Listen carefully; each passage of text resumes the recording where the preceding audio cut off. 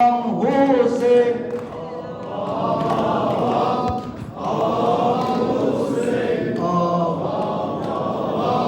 ses ver ses.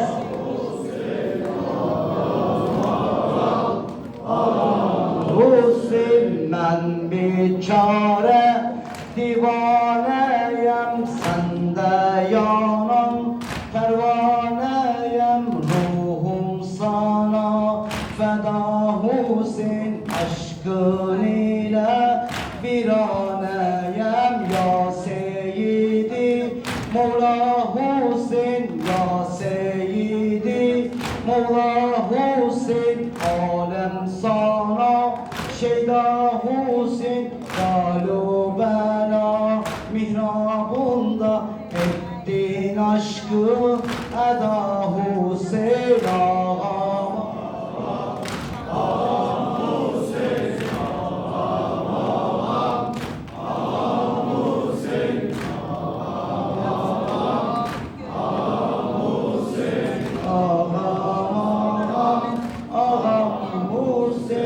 Ey Haşimi Sultan Hüseyin, ey Haşimi Sultan Hüseyin, şehadeti Furkan Hüseyin, alemlerin kıblegahı, gül çehresi nurdan Hüseyin ağam ağam.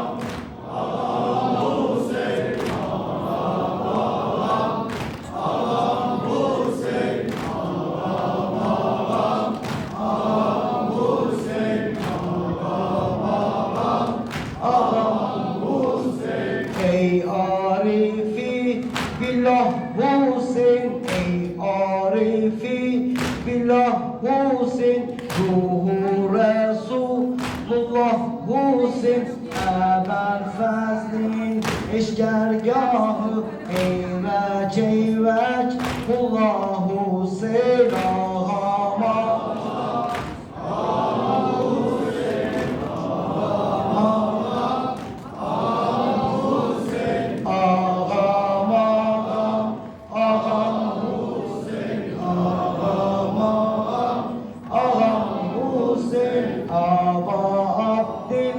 Lahel Hüseyin, Aba Abdillahel Hüseyin, selam sana asil Hüseyin, selam sana asil Hüseyin, lebbek ağa yasar Allah, sonsuz aşka delil Hüseyin ağam ağam.